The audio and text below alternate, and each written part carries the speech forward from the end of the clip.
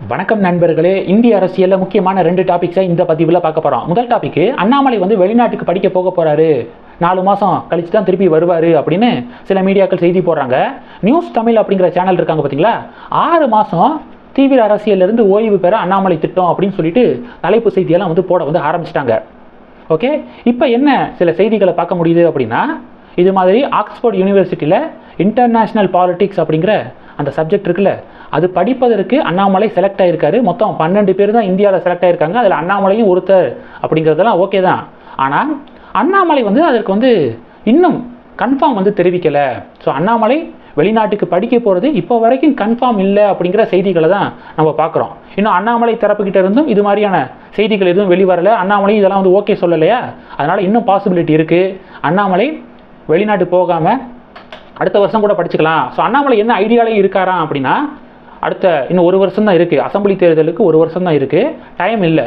அப்போ இப்போலேருந்தே வேலை கடுமையாக பார்த்தா தான் 2026 எதிர்பார்த்த ரிசல்ட்டை கொண்டு வர முடியும். இடையில ஒரு 4 மாதம் 5 மாதம் கேப்பை விட்டுட்டா அது 2026 தேர்தலை பாதிக்கும். அப்போ 2026 அசம்பிளி தேர்தல் முடிந்த பிறகு நம்ம படிக்க வேண்டியதை படிக்கலாம் அப்படிங்கிற ஒரு யோசனையிலையும் அண்ணாமலை இருக்காரு அப்படிங்கிற செய்திகளை பார்க்குறோம். அதனால் அண்ணாமலை கன்ஃபார்மாக போக போகிறாரு அப்படிங்கிறது இப்போ வரைக்கும் ஒரு ஃபேக்கான ஒரு செய்தி மாதிரி தான் இருக்குது. இன்னும் உறுதிப்படுத்தப்படாத ஒரு தகவலாக தான் இருக்குது. அண்ணாமலை விரைவாக இது குறித்து செய்திகளை வெளியிடுவார் அப்படின்னு எதிர்பார்க்கப்படுது. ஓகே, என்னுடைய ஆசை என்னென்னா, அண்ணாமலை 2026 அசம்பிளி தேர்தல் முடிந்த பிறகு அவர் என்ன வேணால் படிக்கலாம். ஓகே, படிச்சுக்கலாம், கண்டிப்பாக படிக்கணும். ஏன்னா நம்மளுடைய தேசத்துக்கு அண்ணாமலை மாதிரியான ஒரு குவாலிட்டியான எஜுகேட்டட் பர்சன் தேவை. எஜுகேட்டட் பர்சன் என்ன பண்ணுவாங்க, டக்குன்னு போதும் அப்படின்னு சொல்லிட்டு ஒரே இடத்துல நிற்க மாட்டாங்க. அவங்க அப்டேட் ஆகிட்டே இருப்பாங்க. அப்போ அண்ணாமலைக்கு இது மாதிரி இன்டர்நேஷ்னல் கோர்ஸ் எல்லாம் படிக்கிறது அவசியம்தான். ஆனால் 2026க்கு மேலே படித்தா இன்னும் கொஞ்சம் நல்லா இருக்கும். ஏன்னா இப்போதைக்கு முழு கான்சன்ட்ரேஷனும் டிஎன்பிஜேபி தமிழ்நாடு அசம்பிளி எலெக்ஷன் இதிலேயே தீவிரமாக இருந்தால் ரிசல்ட்டுக்கு நல்லா பிஜேபி 2026 நல்லா பர்ஃபார்ம் பண்ணுறதுக்கான வாய்ப்புகள் இருக்குது அப்படின்னு என்னுடைய பார்வை. நீங்கள் என்ன நினைக்கிறீங்க, மறக்காமல் கமெண்ட் பண்ணுங்கள். இது முதல் டாப்பிக்கு. ஸோ இப்போ வரைக்கும் கன்ஃபார்ம் ஆகலை, மேபி அண்ணாமலை 2026க்கு மேலே இதை போஸ்ட்போன் பண்ணிக்கலாம் அப்படிங்கிற ஒரு செய்திகளை சமூக வலைதளங்களில் பார்க்க முடியுது. இது இப்போ திராவிட கட்சிகளுக்கு கவலை ஏற்படுத்தியிருக்கு. அண்ணாமலை போயிட்டார்னா ஓகே பரவாயில்லப்பா அப்படின்னு சொல்லிட்டு யோசிச்சுக்கு இருக்கும்போது இப்போ இது மாதிரியான ஒரு ட்விஸ்ட்டு பார்த்தீங்கன்னா திராவிட கட்சிகளுக்கு கவலையை ஏற்படுத்தியிருக்கு அப்படிங்கிற அப்டேட்டை பார்க்குறோம். இது முதல் டாபிக். 2வது டாபிக் என்ன பார்க்க போகிறோம்னா, மோடி அதிரடி அப்படிங்கிறது 2வது டாபிக். மன் கி பாத் அப்படிங்கிற ஒவ்வொரு மாதமும் கடைசி ஞாயிற்றுக்கிழமை பார்த்தீங்கன்னா மனதின் குரல் அப்படிங்கிற நிகழ்ச்சியில் பிரைம் மினிஸ்டர் பேசுவார். மோடி 3.0 அமைந்து முதல் மன் கி பாத் பார்த்தீங்கன்னா நேற்று நடந்திருக்கு. எதுக்காக இந்த மன் கி பாத் மனதின் குரல் அப்படிங்கிறதுக்கு ஒட்டுமொத்த மக்களும் நல்ல ஒரு வரவேற்பை கொடுக்கணும்னா, அவ்வளவு இன்ஃபர்மேஷன்ஸை அந்த நிகழ்ச்சியில் மோடி சொல்கிறாரு.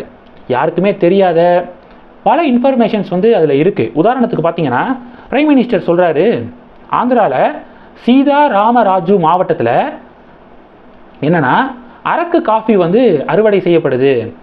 அதனுடைய சுவை மற்றும் அதனுடைய நறுமணம் இருக்குது பார்த்தீங்களா, அது ரொம்ப ஃபென்டாஸ்டிக்காக இருக்கும். G20 மாநாட்டில் கூட அரக்கு காஃபி பரிமாறப்பட்டது. வாய்ப்பு இருந்துச்சுன்னா அதை வாங்கி சாப்பிட்டு பாருங்க அப்படின்னு சொல்லிட்டு பிரைம் மினிஸ்டர் குறிப்பிட்டிருக்காரு. உண்மையை சொல்லுங்கள், யாருக்காவது நமக்கு எனக்கு சத்தியமாக தெரியாது இது மாதிரி அரக்கு காஃபி அப்படிங்கிற ஒரு காஃபி இருக்குது. எங்கே இருக்குது? நம்ம பக்கத்து மாநிலமான ஆந்திராவில் இருக்குது. ரொம்ப ஃபேமஸானது. ஸோ அதை சமூக வலைதளத்தில் இது மாதிரி இன்டர்நெட்லாம் ஆர்டர் போட்டுக்கலாம் போல், அந்தளவுக்கு ரொம்ப ஃபேமஸ்ஸு. தெரியாது. ஸோ இது மாதிரி மோடி இதை தெரியப்படுத்துகிறாரு. இந்த ரீச்சை இப்போ ஆந்திராவில் ஒரு மலை கிராமங்களில் தயாரிக்கப்படக்கூடிய ஒரு விஷயத்தை இந்தியா ஃபுல்லாக அதனுடைய புகழை பரப்புகிறாரு. அதுக்கு ஒரு மீடியம் தேவை.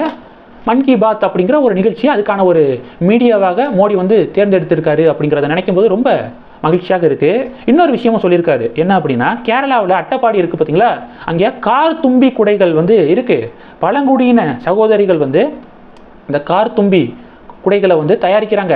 வாய்ப்பு இருந்துச்சுன்னா அதை வாங்குங்க, சூப்பராக இருக்கும் அப்படின்னு சொல்லிட்டு மோடி இது மாதிரி நம்ம இந்தியாவில் ஒரு குக்கிராமத்தில் தயாரிக்கக்கூடிய பழங்குடியின சமூகத்தை சேர்ந்தவர்கள், பட்டியல் சமூகத்தை சேர்ந்தவர்கள் தயாரிக்கக்கூடிய ஒரு ப்ராடக்ட் இருக்குன்னா அந்தந்த ப்ராடக்ட்ஸுக்கு பிராண்ட் அம்பாசிடராக நரேந்திர மோடி அவர்கள் இருக்காரு அப்படிங்கிறத நான் பார்க்குறேன்.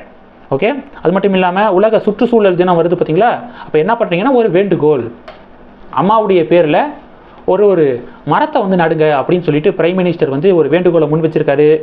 ஜம்மு காஷ்மீரில் புல்வாமா இருக்குது பார்த்தீங்களா, புல்வாமாவில் முதன்முறையாக அவரைக்காய் இருக்குது பார்த்தீங்களா, அவரைக்காய் வந்து லண்டனுக்கு வந்து ஏற்றுமதி செய்யப்பட்டிருக்கு. நம்ம புல்வாமாவில் விளைவிக்கப்பட்ட அவரைக்காய் லண்டனுக்கு வந்து எக்ஸ்போர்ட் ஆகிருக்கு அப்படின்னு சொல்லிட்டுலாம் நம்ம பிரைம் மினிஸ்டர் மோடி அவர்கள் இது மாதிரி ரொம்ப வேல்யூவான இன்ஃபர்மேஷனை இந்த மன் கி பாத் அப்படிங்கிற நிகழ்ச்சியில் வந்து தெரிவிக்கிறாரு. இந்த மன் கி பாத் அப்படிங்கிற நிகழ்ச்சியை தொடர்ந்து இந்தி கூட்டணி வந்து விமர்சனங்களை முன்வைப்பாங்க.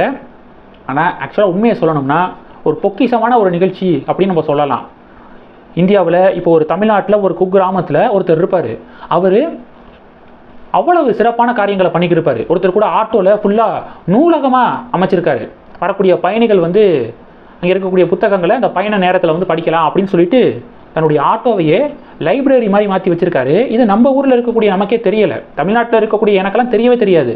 ஆனால் இதை வந்து மோடி அவர்கள் கரெக்டாக அடையாளம் காட்டி இப்படி வந்து ஒரு ஃபென்டாஸ்டிக்கான ஒரு விஷயத்தை பண்ணுறாரு, உங்கள் ஊர்லேயே வாழ்த்தலாம் அப்படின்னு சொல்லிட்டு சொல்லும்போது ரொம்ப அருமையான ஒரு இனிஷியேட்டிவாக இதை நான் பார்க்குறேன். நரேந்திர மோடி அவர்களுக்கு பாராட்டுகள். இந்த டாபிக்ஸை பற்றி உங்களுடைய பார்வைகளை மறக்காமல் கமெண்ட் பண்ணுங்கள். இந்த வீடியோ பிடிச்சிருந்துச்சுன்னா லைக் பண்ணுங்கள், ஷேர் பண்ணுங்கள். மறக்காமல் நம்ம சேனலை சப்ஸ்கிரைப் பண்ணுங்கள். மேலும் நம்ம சேனலுக்கு சப்போர்ட் பண்ணணும் அப்படின்னு ஆசைப்பட்டீங்கன்னா நான் பேசக்கூடிய வீடியோக்கு கீழே நன்றி அப்படிங்கிற ஆப்ஷன் இருக்குது. அதை கிளிக் பண்ணி உங்களால் முடிந்த தொகையை சேனல் வளர்ச்சிக்காக கொடுத்து உதவி செய்யலாம்.